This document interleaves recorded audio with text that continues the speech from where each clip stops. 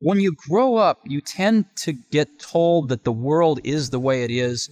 Your life is just to live your life inside the world, try not to bash into the walls too much, try to have a nice family life, have fun, save a little money. That's a very limited life. Life can be much broader once you discover one simple fact, and that is everything around you that you call life was made up by people that were no smarter than you. And you can change it. You can influence it. You can build your own things that other people can use. And the minute that you understand that you can poke life and actually something will, if you push in, something will pop out the other side, you can change it. You can mold it. That's maybe the most important thing, is to shake off this erroneous notion that life is there and you're just going to live in it, versus embrace it, change it, improve it, make your mark upon it.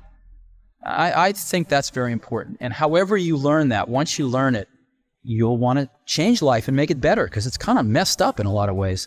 Once you learn that, you'll never be the same again.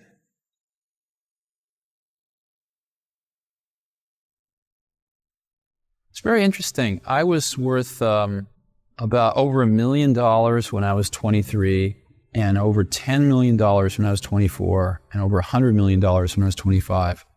And it wasn't that important because I never did it for the money. I think money is a wonderful thing because it enables you to do things.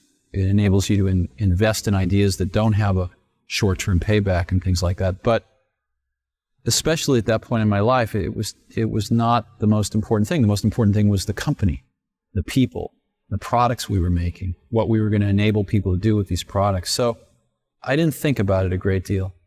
I never sold any stock. Just really believed that the company would do very well over the long term. Now, I've actually always found something to be very true, which is most people don't get those experiences because they'd never ask. I've never found anybody that didn't want to help me if I asked them for help. I always call them up. I called up, this will date me, but I called up Bill Hewlett when I was 12 years old, and he lived in Palo Alto. His number was still in the phone book. And he answered the phone himself. Yes? He said, "Hi, I'm Steve Jobs. I'm 12 years old. I'm a student in high school, and I want to build a frequency counter. And I was wondering if you had any spare parts I could have."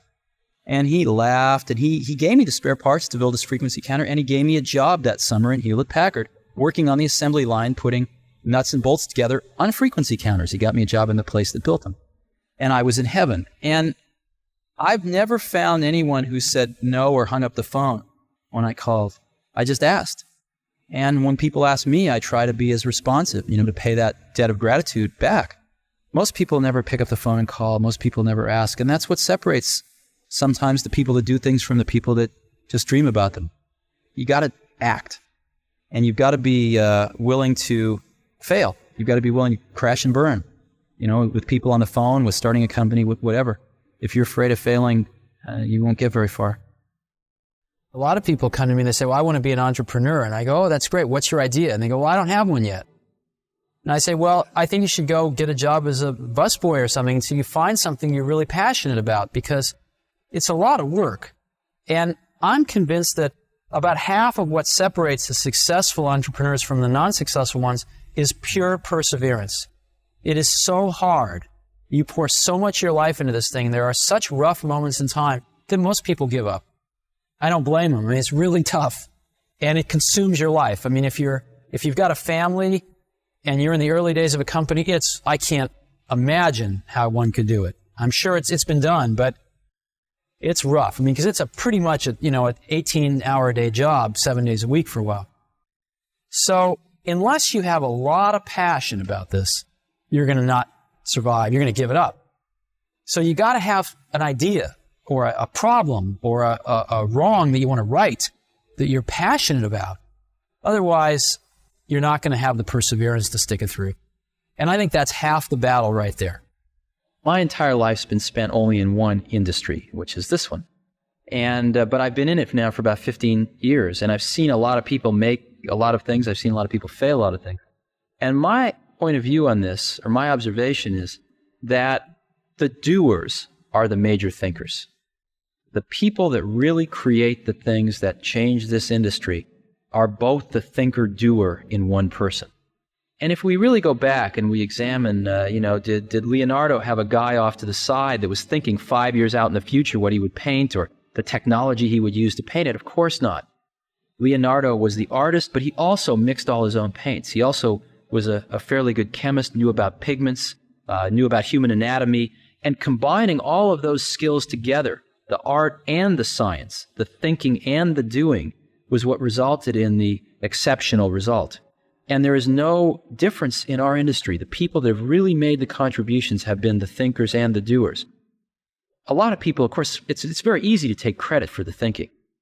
The doing is more concrete, but it's very easy for somebody to say, oh, I thought of this 3 years ago. But usually when you dig a little deeper, you find that the people that really did it were also the people that really worked through the hard intellectual problems as well. What do you imagine the next 10 years of your life is going to be about? This is probably a bad example, but I'm going to use it.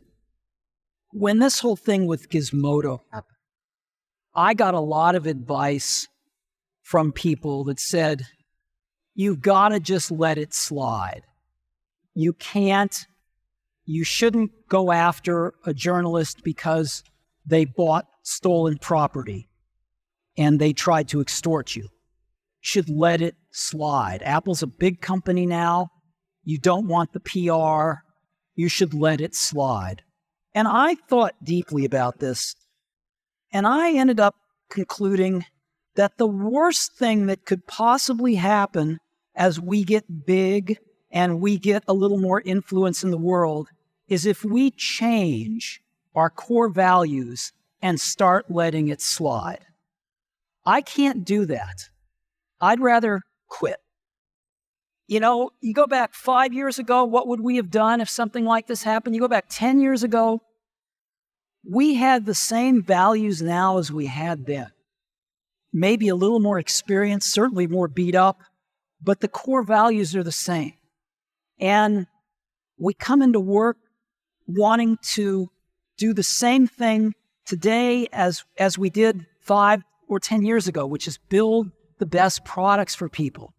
You know, there's nothing that makes my day more than getting an email from some random person in the universe who just bought an iPad over in the UK and tells me the story about how it's the coolest product they've ever brought home, in their lives. That's what keeps me going. And it's what kept me going 5 years ago. It's what kept me going 10 years ago when the doors were almost closed. And it's what will keep me going 5 years from now, whatever happens. Apple as a company doesn't have the most resources of everybody in the world. And the way we've succeeded is by choosing what horses to ride really carefully, technically. We try to look for these technical vectors that have a future and that are headed up. And, different pieces of technology kind of go in cycles. They have their springs and summers and autumns, and then they go to the graveyard of technology. So we try to pick things that are in their springs. And if you choose wisely, you can save yourself an enormous amount of work versus trying to do everything.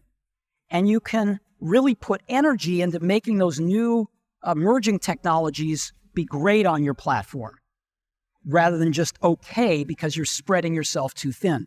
So we have a history of doing that. As an example, we went from the 5-inch floppy disk to the 3.5-inch floppy disk with the Mac.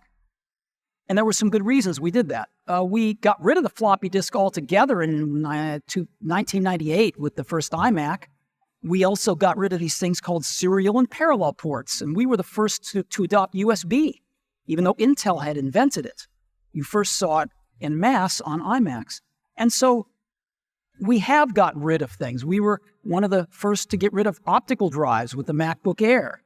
And I think things are moving in that direction as well. And sometimes when we get rid of things like the floppy disk drive on the original iMac, people call us crazy. But sometimes you just have to pick the things that look like they're going to be the right horses to ride going forward.